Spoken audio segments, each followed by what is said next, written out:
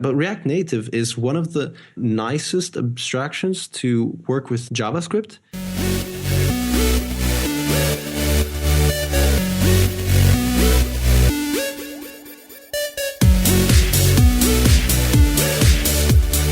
Hello and welcome to episode 20 of React Native Radio. Today on our panel we have Peter Pikarczyk. Hey everyone.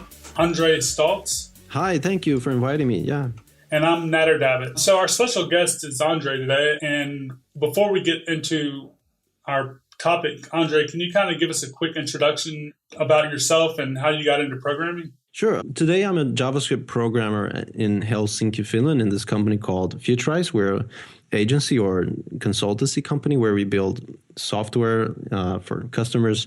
And in my daily work, I do mobile and web. So I've done Android development, but I also do quite a lot of web.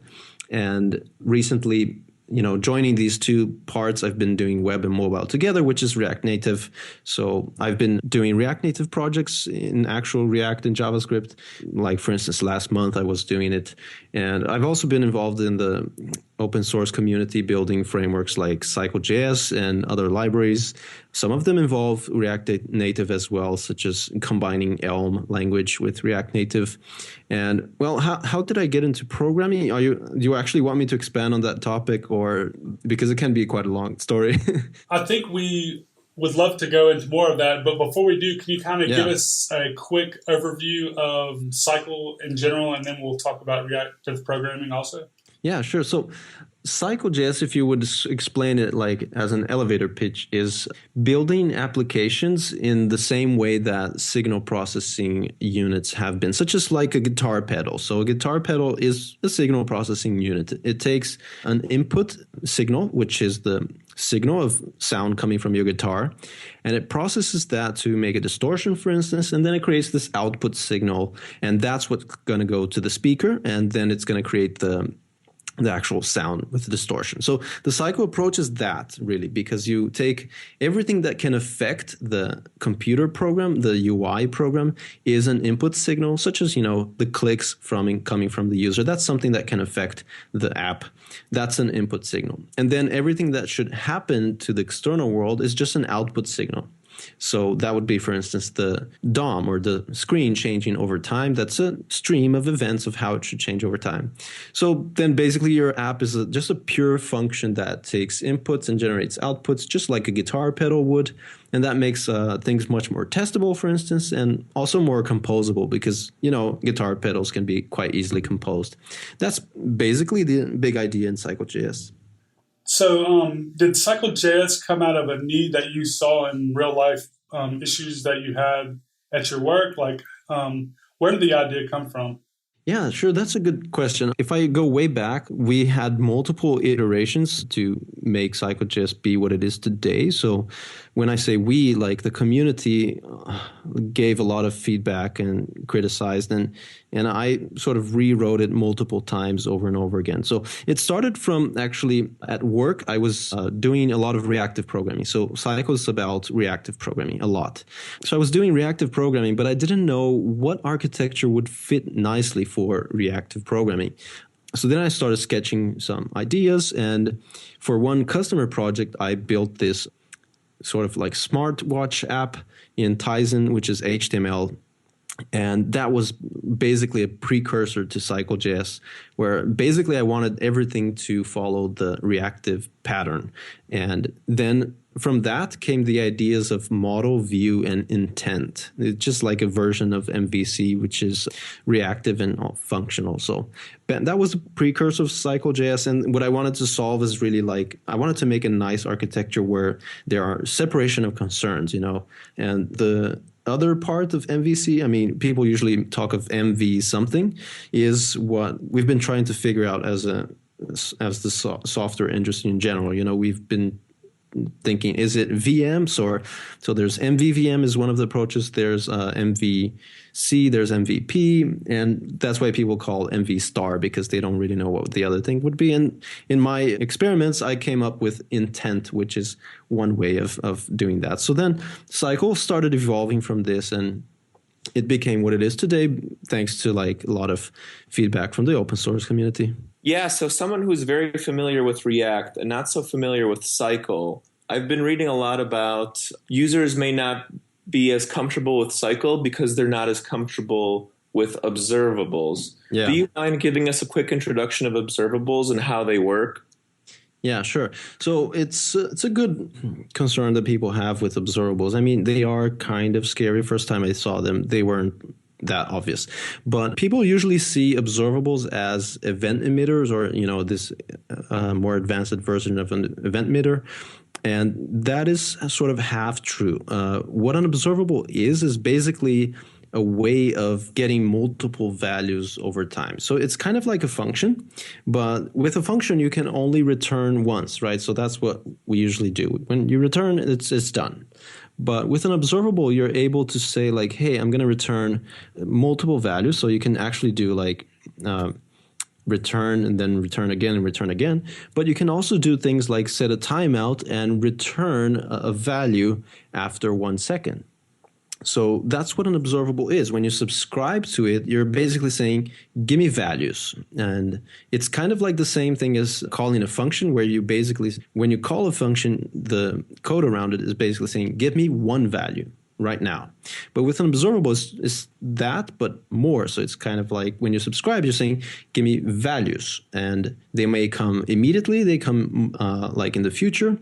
And it turns out that this abstraction, coupled with a bunch of other helpers, makes asynchronous programming much easier to handle. And that is basically what led to create CycleJS, which is a framework that uses observables everywhere, basically.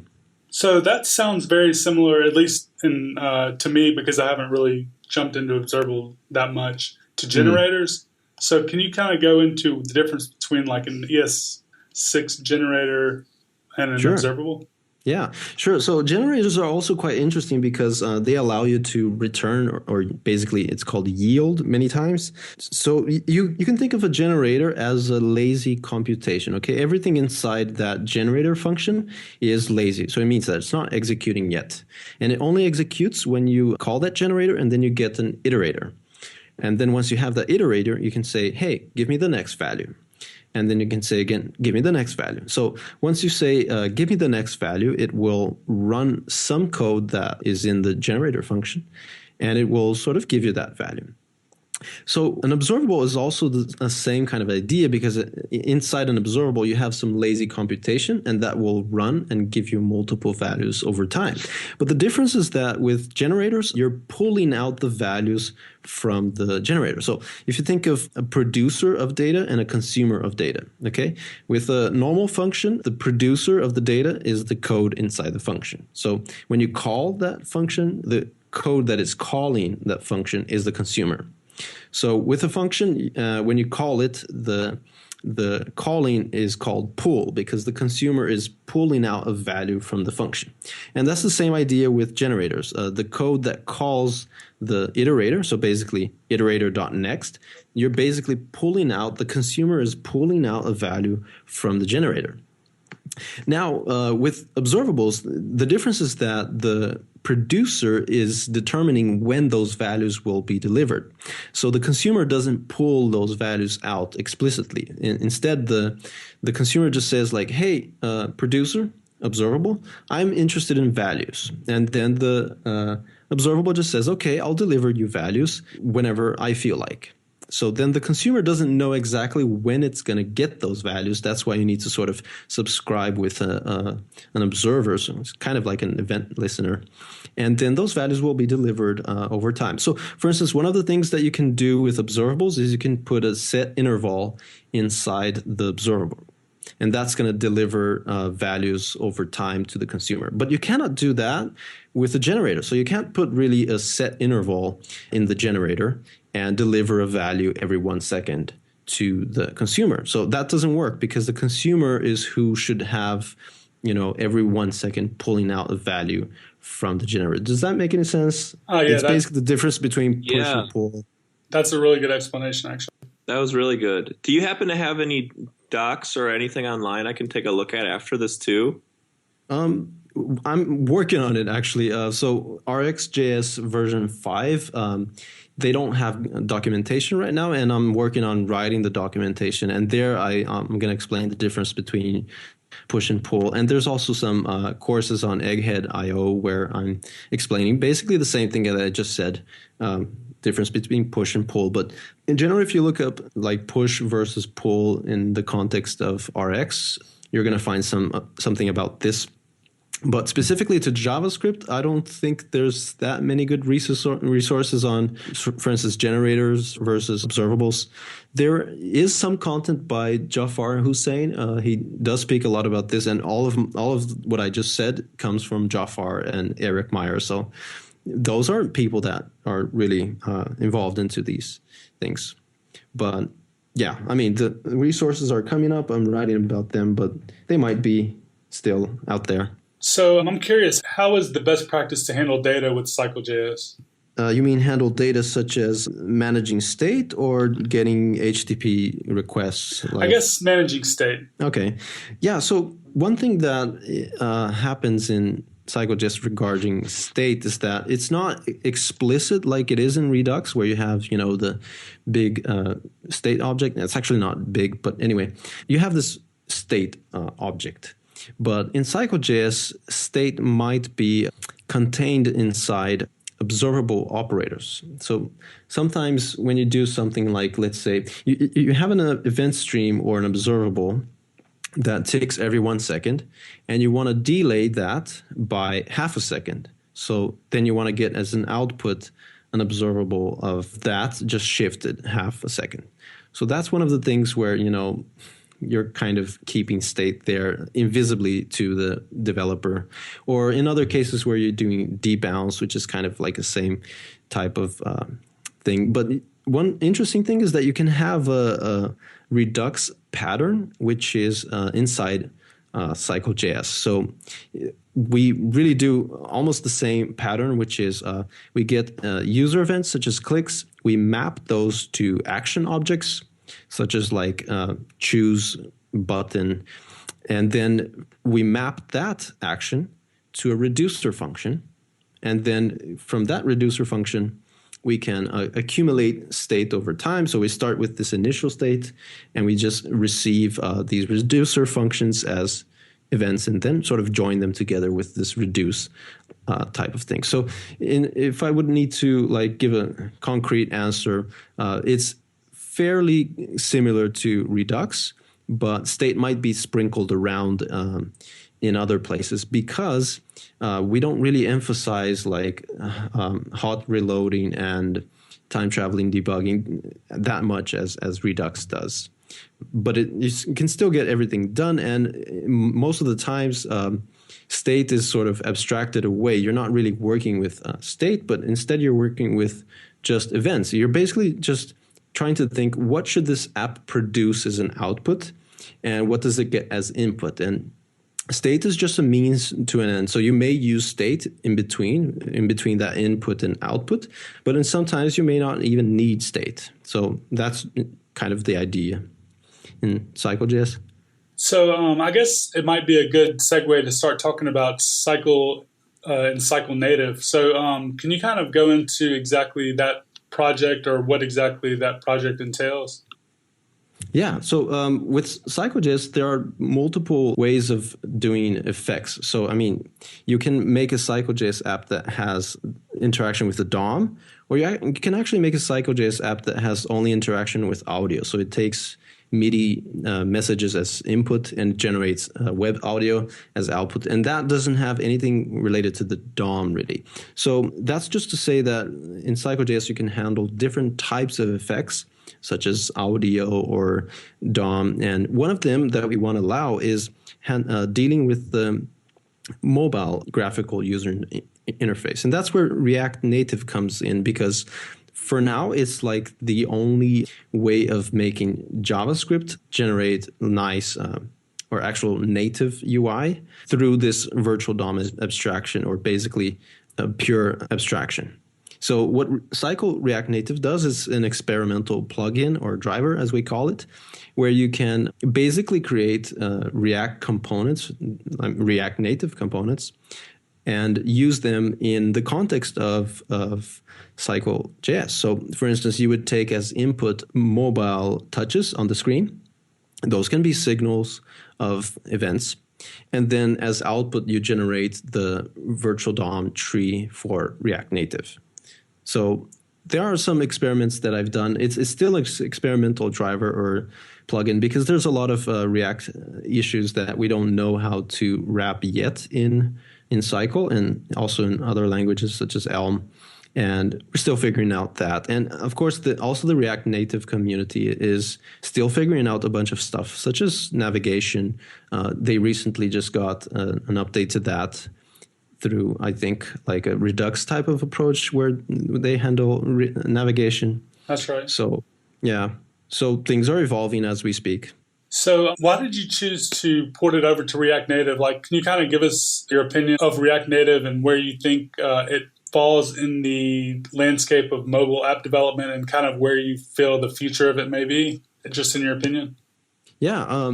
So I know how to do native Android. So that's one thing. And I'm also trying to constantly find better ways of doing native Android, such as I'm a proponent of using Kotlin, which is a nice language in order to avoid Java. But I really think that React Native is a huge deal for native development. And I work in this company where most of our work is native mobile apps. And I really believe that React Native is a huge thing. In fact, I think React Native is bigger than React itself or React DOM as we know it, because React DOM like 2 years ago, it was still, just a library to build web apps. And we have plenty of those, and those come and go every year and things like that. But React Native is one of the nicest abstractions to work with JavaScript and target native mobile apps. So that's huge in my opinion, because JavaScript is the most popular language and also quite an easy language to get started with. Of course, people could argue that's not true now that we have this JavaScript fatigue, but still, it's a huge deal because I don't want to actually do Objective-C. That's one thing. I don't know iOS development, and I don't have the time to learn it. And, as far as my React Native experience goes, I have to learn a lot of stuff related to Xcode when I do React Native coding. So that is already too much learning for me. If I had to learn Objective-C or Swift or their, approach of architecture, that would be like such a big thing to learn. So I think React Native is huge in order that it sort of bridges between JavaScript and the native world in a way that other frameworks haven't done before. Definitely hybrid is not as acceptable when it comes to like user experience. It really doesn't deliver. So we need to consider native development. And I've seen like native script, but it's somehow behind React when it comes to the abstraction of the components and the declarative approach.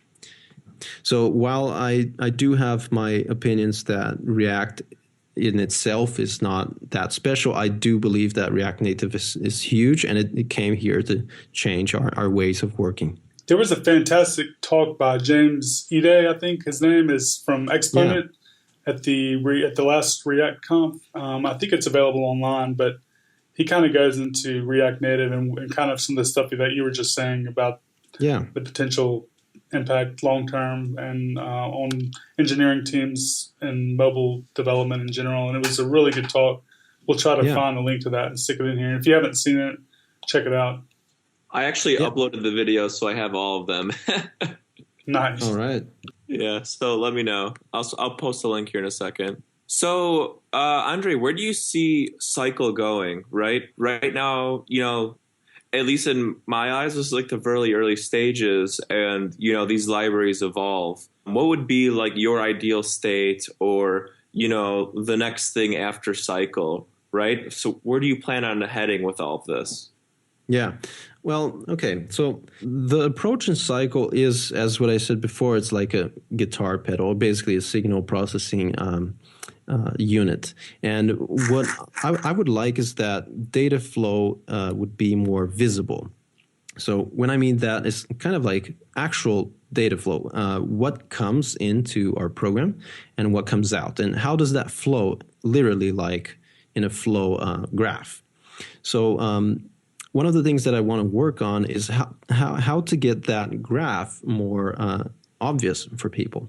So that graph is normally called the signal graph, and you can think it as really like a circuit in electronics. You have all your inputs, and that's what I want to enable people to see, because basically the data flow or that graph or the chart is the app. So it's kind of like a description, a visual description of how the app works.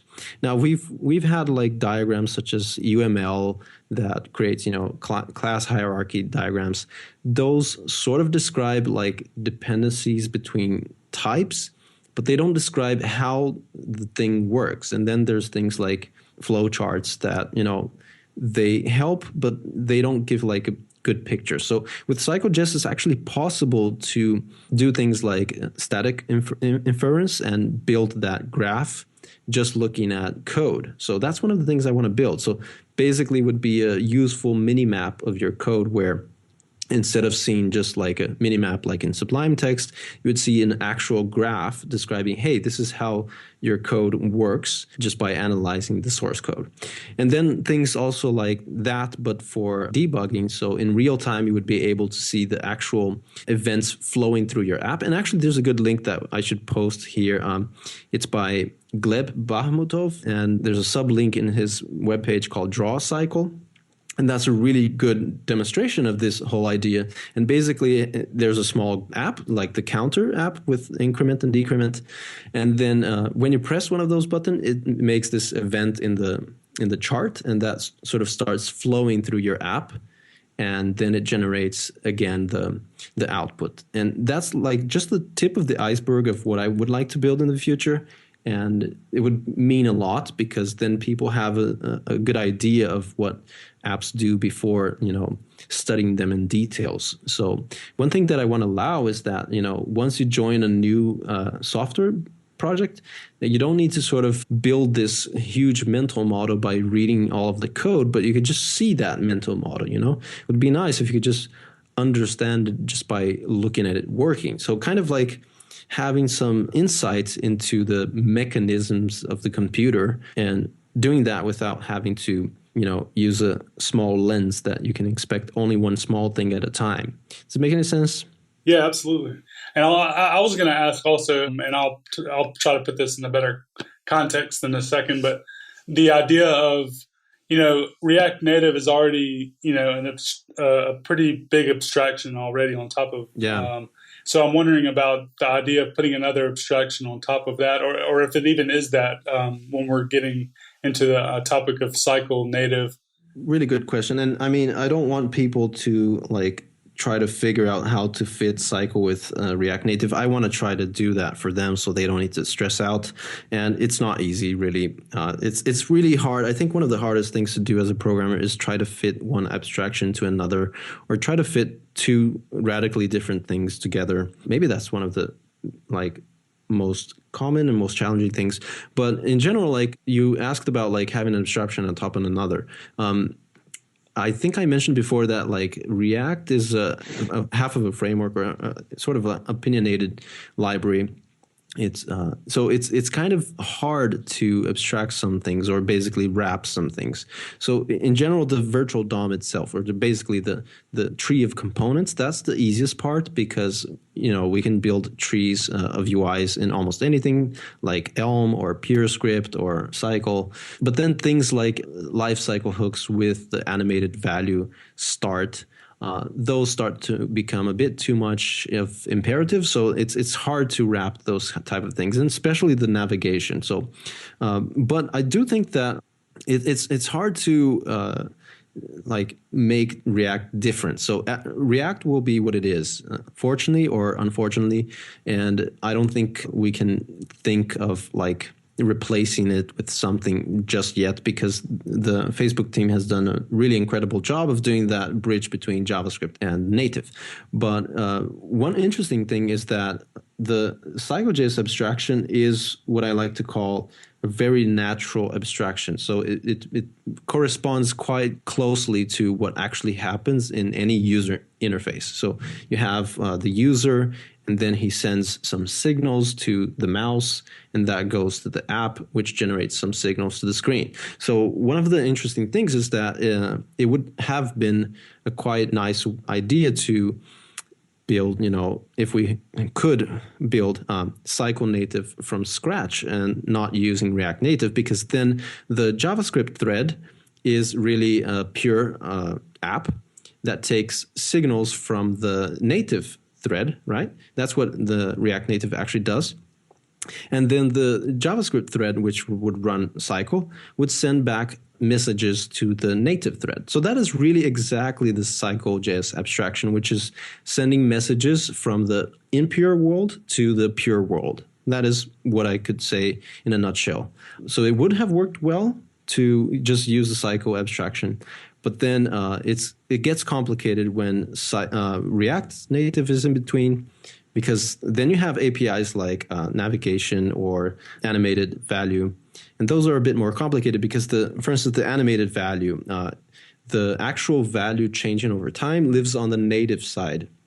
And then it becomes complicated. So things like that are what I want to try to solve. But yeah, I mean, does it make any sense as well? Yeah, absolutely. And that's a really good explanation, because I really did not have any clue about how all this stuff worked. But now you kind of made it clear about how Cycle and React Native kind of do work together.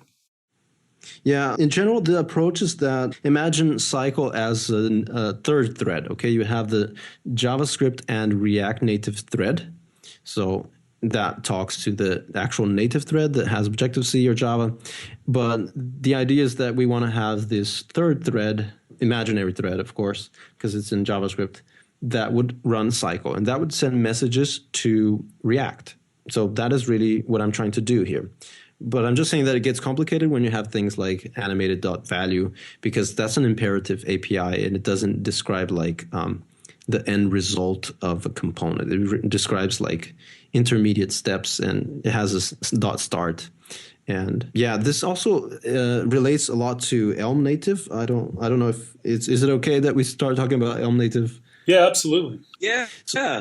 So Elm Native is another project that I kind of started. We were in this conference last year called Reactive 2015.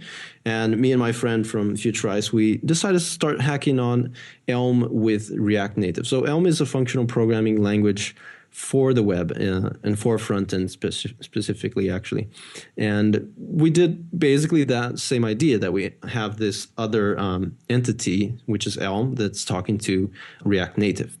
And what we do is that Elm compiles to JavaScript. So then the JavaScript code compiled from Elm would communicate to the React Native, and that would communicate to the native part.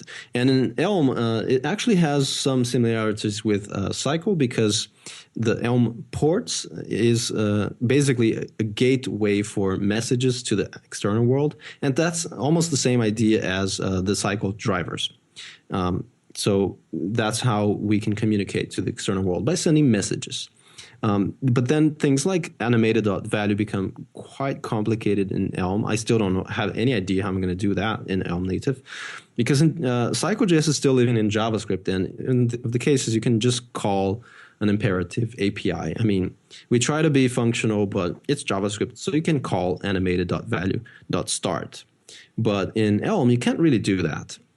So the approaches would be like sort of creating a global hash map of all of the animated values, and then sending a message to the React Native side that, hey, please start this specific animated.value. So it becomes complicated, and that's why I think React Native is really huge, and it's really important, because it's not just another web framework. It's a way of enabling JavaScript to communicate with native, and not just, Objective-C, but who knows, maybe in the future, desktop and whatever.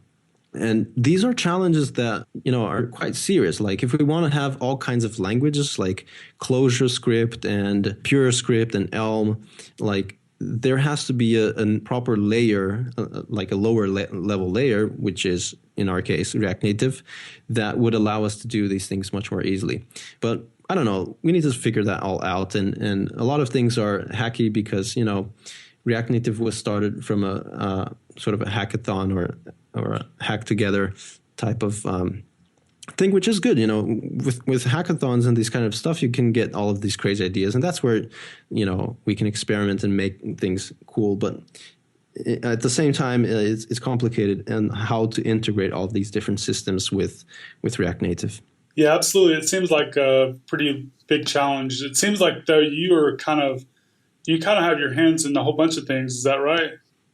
Well, I try to. I mean, I need to find more time for myself, but I do really like Elm. I wasn't like an Elm advocate from the beginning, but after like getting to know some people like Richard Feldman and Evan himself, Evan, the designer of Elm, I'm really like sold on Elm. That it's really, really nice programming language, and we should start using it for a bunch of actual applications. So it does give like strong benefits for real programming. You can program without worrying. That's basically what Elm does. It allows you to program without worrying, because in practice, our JavaScript daily work, is that you write some JavaScript, but then you go and run it, and then there are runtime errors. You go check, what did I write wrong, or that kind of stuff. So Elm just eliminates that completely, almost completely, I mean.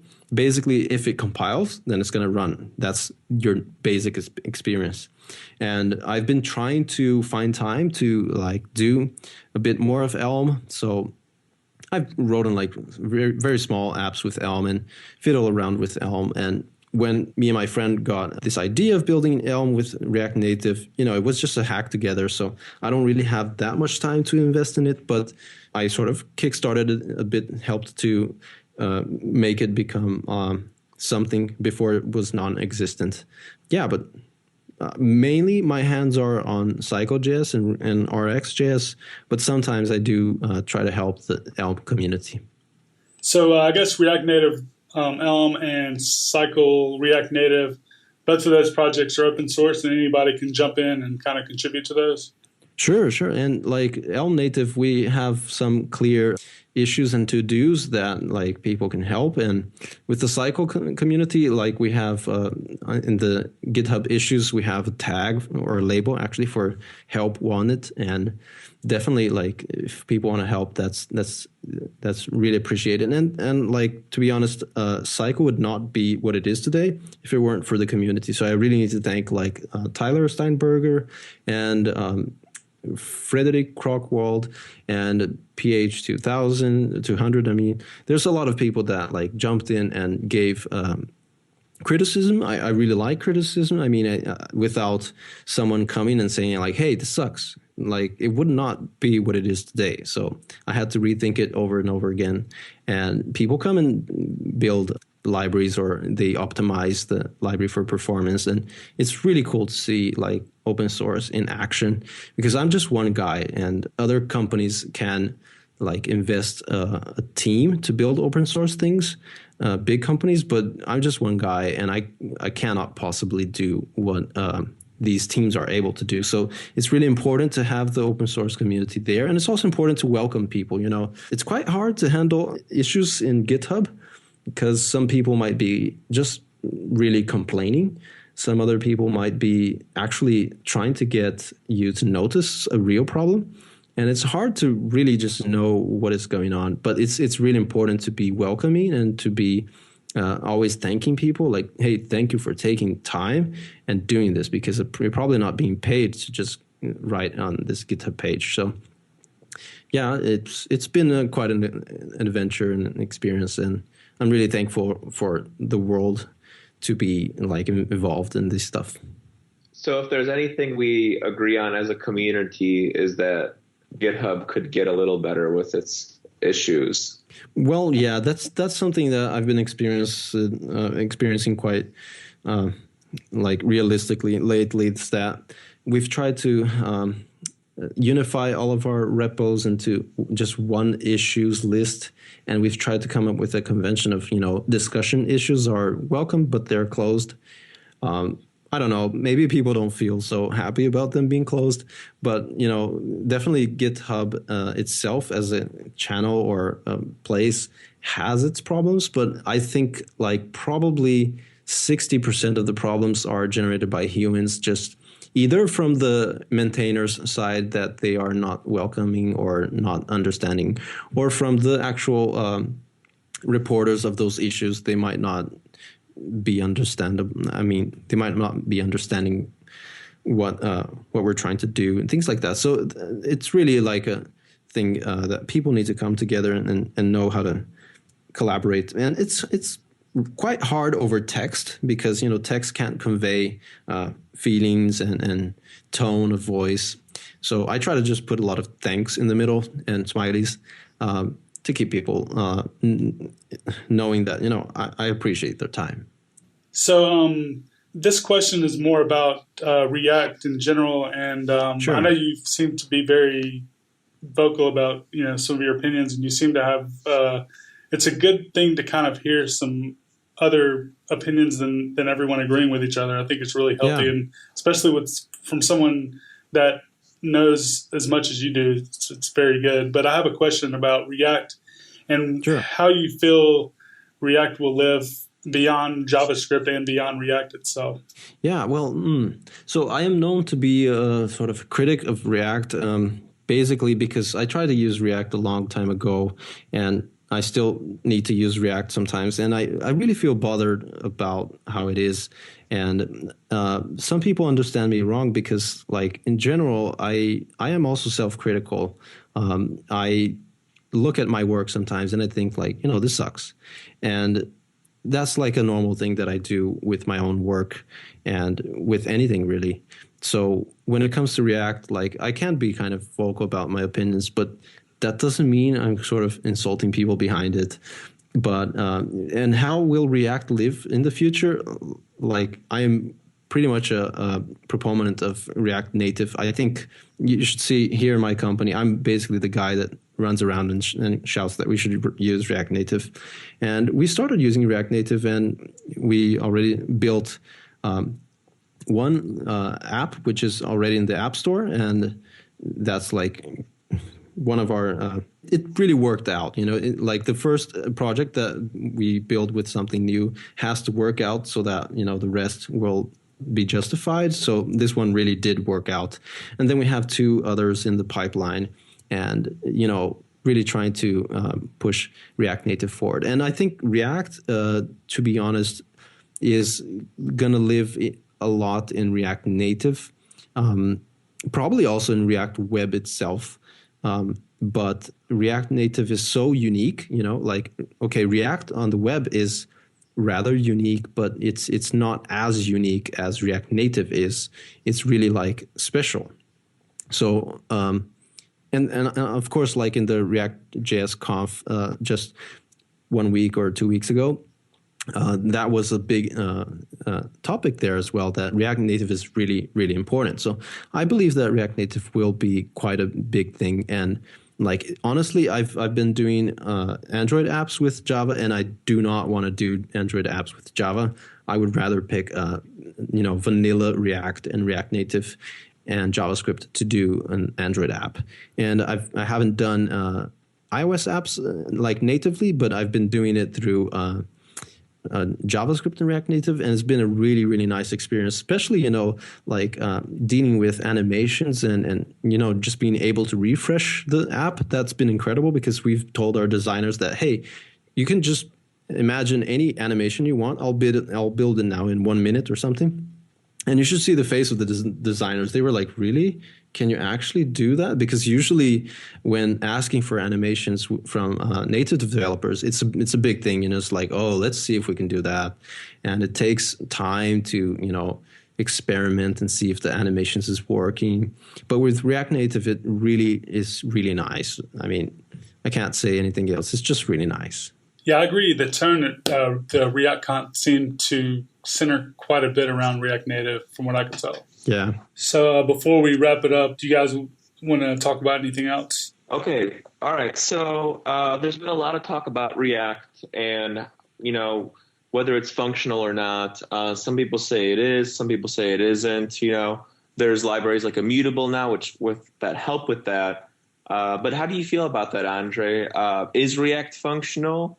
And if it's not, what can we do to make it more functional? Whether it's through our thinking process, our mental model, or actually changing the stuff that happens behind the scenes to make React fully functional. Yeah, sure. So I've been thinking a lot about functional programming and also React and Virtual DOM UIs and libraries. And the thing is, like, React enabled a type of functional programming, which let's call it soft functional programming, which is not really like the Haskell type of functional programming where you're religious about all of the types and things have to compile and everything has to be pure. We're not seeing that. We're seeing soft functional programming. And also CycleJS is pretty much functional programming ideas, but it lives in JavaScript. So it's not hardcore functional programming. And then we have things like Elm, which are functional programming to the core. It's a bit more on the sort of hardcore side of functional programming, but it's still, we could say, in the category of soft functional programming, where it's not making it so intimidating to you, and it's presenting a more approachable version of functional programming. So I think in general, as a theme, what we're seeing is the advent of soft functional programming, and you can see that definitely in Cycle and in React. And like a lot of people have appreciated properties from React, such as, immutability and declarative UIs. And all of these properties come from the fact that it has some functional programming ideas sprinkled on it. So it's not fully functional, we can't say that, but it does have some ideas from functional programming. And mainly the main thing in React is the render function, which is declarative. So you don't need to sort of change the UI that was built. You just re-render that component. And that's like the functional programming idea, but it's just in one part of React. So I'd like to see how can we introduce functional programming to people in a way that is not intimidating. And there's multiple approaches. One of them is mixing functional with imperative, like React does. So it has some imperative parts. The other one is doing soft functional programming, and it's mostly functional, and that's Cycle. And the other one is like using hardcore functional programming, but approachable and easy, which is Elm. And I don't know like which of these different variants of soft functional programming will like go forward, but definitely all of these properties that we've been talking that are so nice in React and all of these tools, they are really functional programming properties. And yeah, like I'm just excited to see how this is going to go forward, because it's basically we're giving the message that, fully imperative is not a good idea. That's what we have discovered, at least. What do you see the future of Elm Native versus Cycle Native and kind of those projects? Like, do you feel like those projects are going to continue to grow, or do you kind of think that those are kind of just more experimental at this time? Yeah, well, the Cycle Native driver or plugin it's experimental, but I have used it to build a small app, and I really want to take that forward. So this year, definitely, we're going to see some advancements to Cycle Native, and I'm pretty sure that it's going to be in a state which is not experimental. And, I want to have all of these issues such as animations and navigations worked out. On the Elm Native side, it's hard to know what's going to happen on that because it has more challenges. Like you can't do anything imperative in Elm. So it's challenging. And it's also challenging that I don't know if we have a single person who is like driving this forward constantly. I suppose it's going to be my friend Ossi, but let's see how his time availability goes. But he's also building like a small app in Elm Native, and let's see how that goes. But definitely like we're going to see in the future more languages or trans-binding languages that target React Native. That's what I think we can say for sure. And Cycle Native, I definitely want to take forward, and Probably it won't, wrap all of the APIs from React Native perfectly, but you're going to be able to get things done. And you're actually already able to get things done with the experimental driver. I've got things done with that.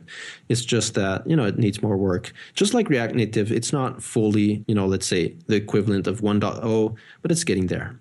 So I'm curious. So when a new version of React Native comes out, does that really affect the projects that much, or how does that work?